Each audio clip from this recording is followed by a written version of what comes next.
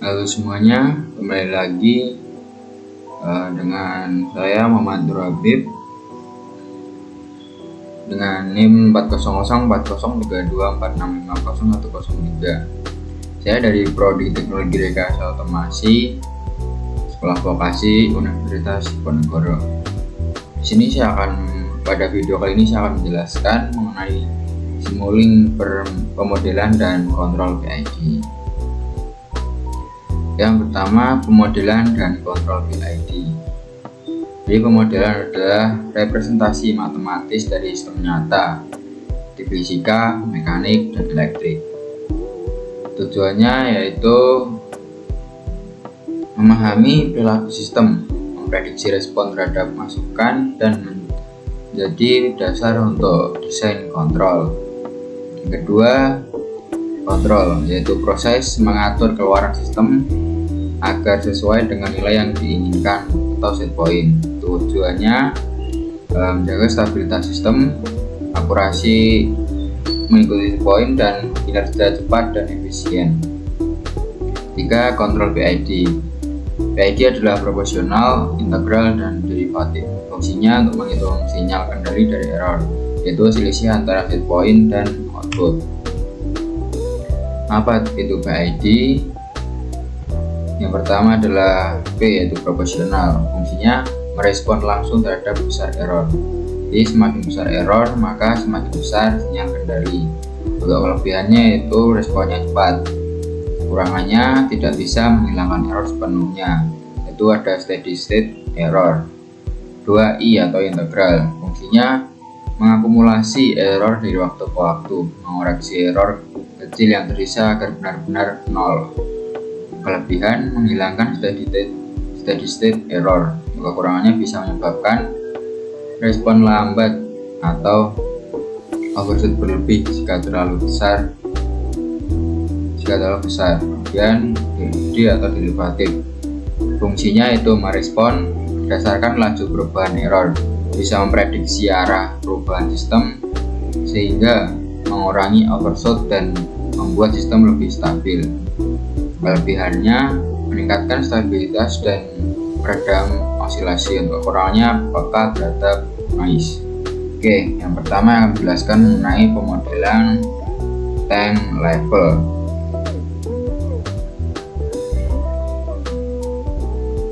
Jadi dimana ini kita memprediksi dan mengontrol ketinggian cairan atau di dalam sebuah tangki.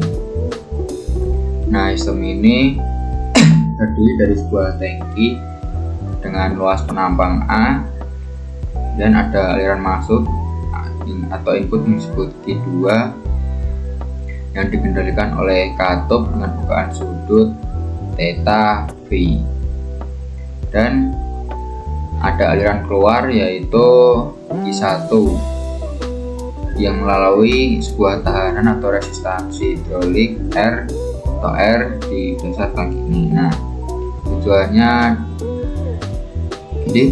adalah membuat ketinggian H atau ketinggian dari air itu tetap stabil meskipun ada perubahan dari aliran yang masuk, yaitu mulai Q2 ini. Nah, untuk memodelkan sistem ini kita menggunakan prinsip neraca massa, yaitu pembekalan massa.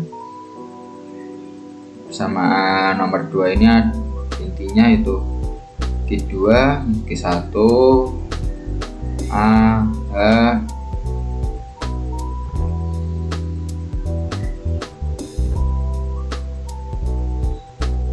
derajat.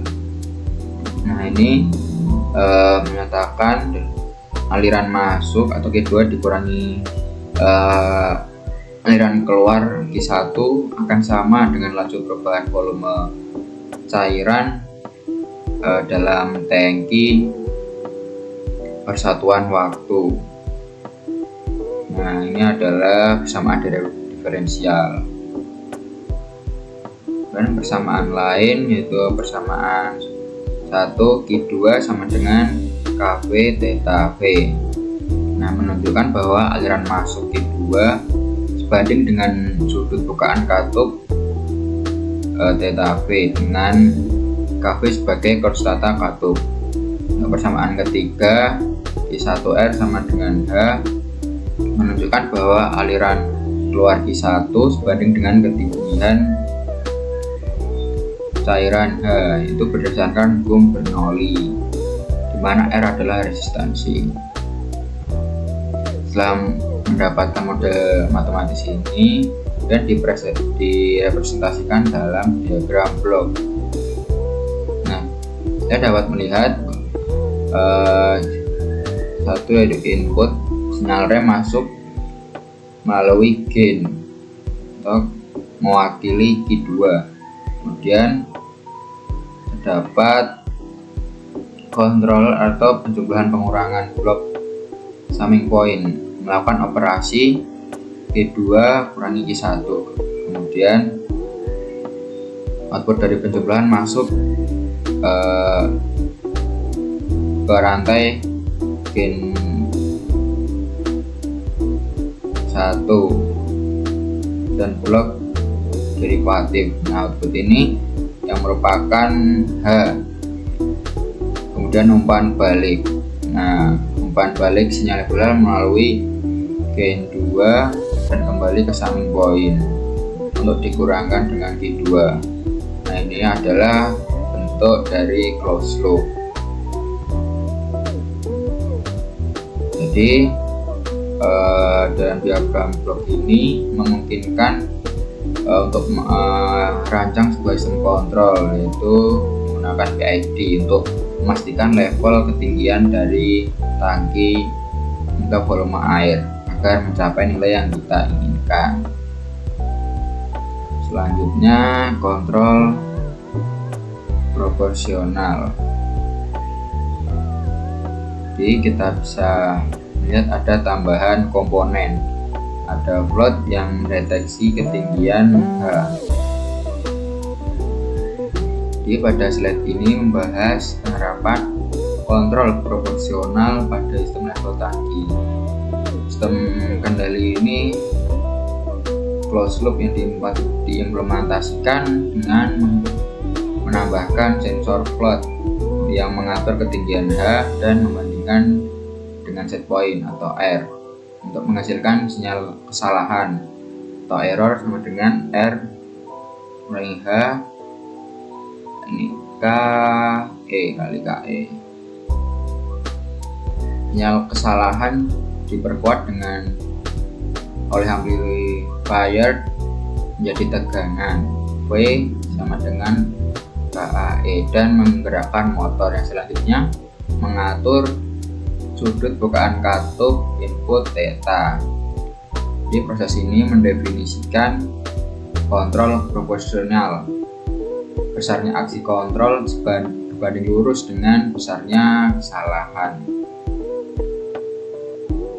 Kemudian pada bagian bawah ini adalah simulasi adalah bentuk dari diagram blok closed loop, di mana sinyal step kurangi dengan umpan balik dia akan menghasilkan error yang kemudian dikalikan dengan gain proporsional sebelum masuk ke model plan tangki.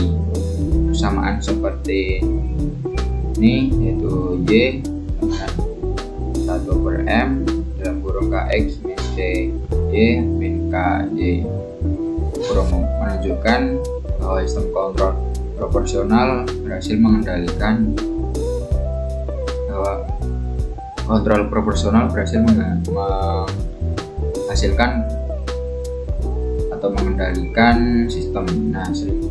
Namun seringkali menghasilkan kesalahan steady state. Suatu sistem karakteristik dari kontrol proporsional ini pada sistem orde 1.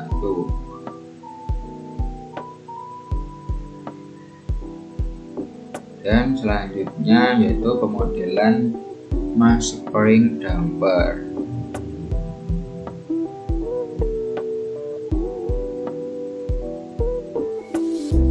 Nah, sistem ini terdiri dari 3 elemen utama, yaitu massa M, inersia, gas K, yang menyimpan energi potensial, dan peredam atau C yang menghasilkan yang menghilangkan energi dan meredam getaran. Dan di sini ada variabel Y merupakan perpindahan massa dan X adalah perpindahan atau gaya yang diberikan pada sistem. Nah, sistem ini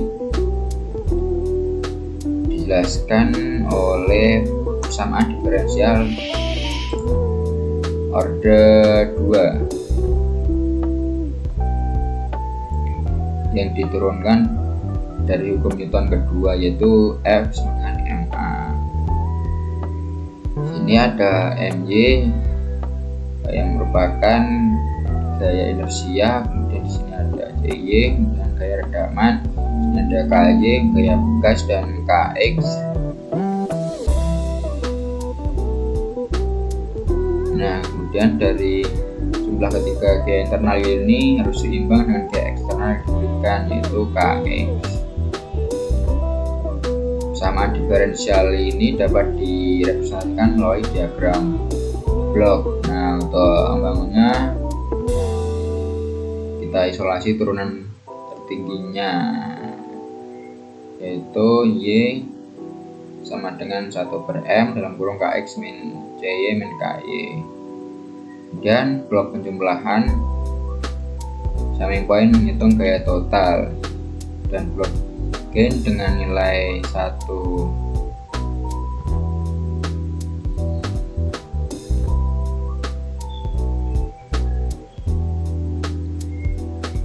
Nah, dengan model ini kita bisa mensimulasikan dan menganalisis bagaimana massa akan bergerak ketika diberi gaya atau perpindahan.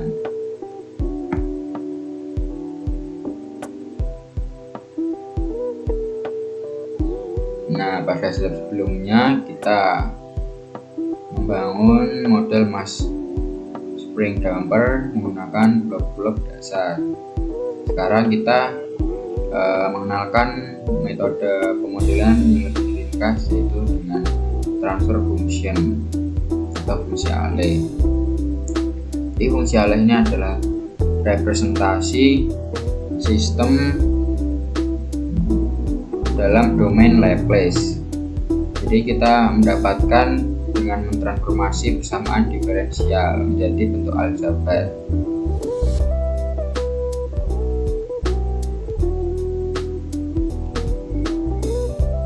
Jadi di sini adalah blok transfer function untuk secara langsung mengimplementasikan fungsi alih ini.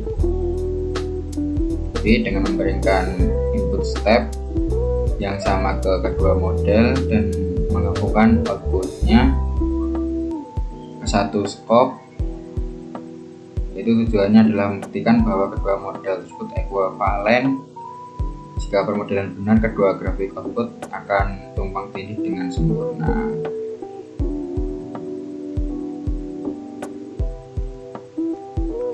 Kemudian pemodelan DC servo motor.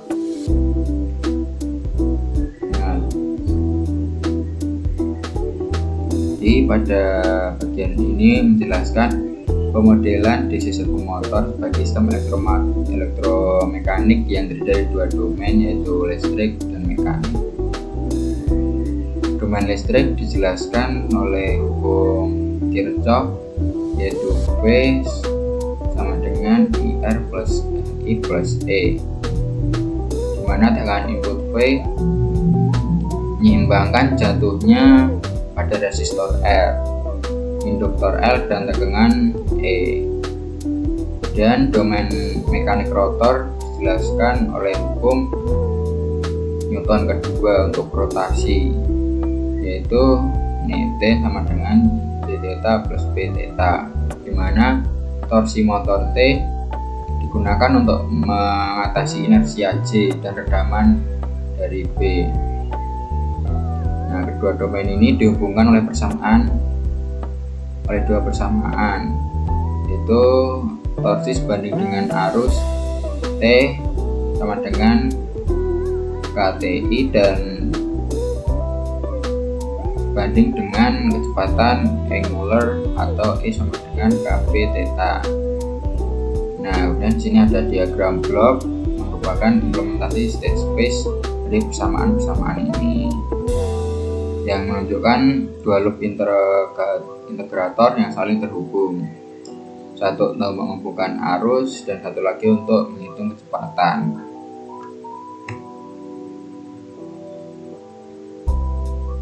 Nah, kemudian di sini disederhanakan menggunakan S-domain atau fungsi alih. Nah, berdasarkan persamaan diferensial dari slide sebelumnya, sistem dipecah menjadi dua bagian. Bagian pertama adalah sisi elektrik yang mengubah tekanan efektif menjadi arus, dan arus ini dikalikan dengan konstanta torsi K T yang untuk menghasilkan torsi T. Nah, torsi ini kemudian menjadi input untuk sisi mekanik yang menghasilkan output berupa kecepatan angular theta. Jadi kunci dari sistem ini adalah feedback loop umpan balik di mana theta dikalikan dengan konstanta Kb dan dikurangi dari tegangan input Vt yang melengkapi representasi closed loop dari motor. Kemudian quarter car model. Jadi sesuai namanya, jadi ini adalah model seperempat bagian mobil yang mana fokus pada satu roda dan suspensinya. Di sebelah kiri ini kita bisa lihat model fisiknya ada dua massa. MC adalah massa bodi mobil dan MS adalah massa roda dan komponen suspensi di bawahnya. Jadi keduanya ini terhubung oleh suspensi yang terdiri dari bekas K1, mesin peredam C1. Lalu roda terhubung ke jalan melalui ban yang juga dimodelkan sebagai bekas K2 dan peredam C2. Dan inputnya adalah profil jalan yaitu XT. Nah, diagram blok sebelah kanan ini terjemahkan dalam matematika. Bagian atas adalah memodelkan pergerakan mobil, dan bagian bawah adalah pergerakan roda.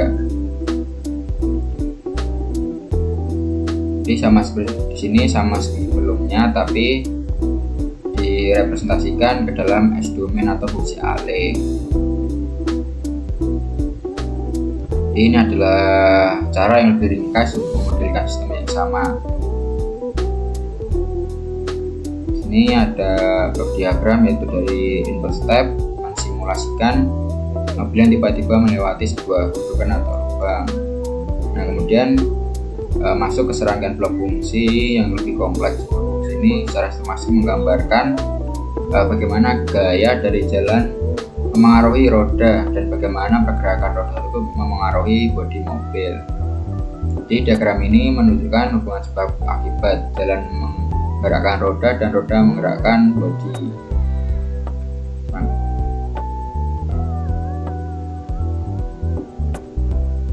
Jadi model fungsi alih ini sangat berguna terutama untuk analisis frekuensi, misalnya untuk melihat bagaimana suspensi meredam getaran pada berbagai kecepatan dan merancang sistem kontrol suspensi aktif. Jadi mungkin seperti itu penjelasan dari saya. Apabila ada kesalahan mohon maaf. Sampai jumpa di video selanjutnya.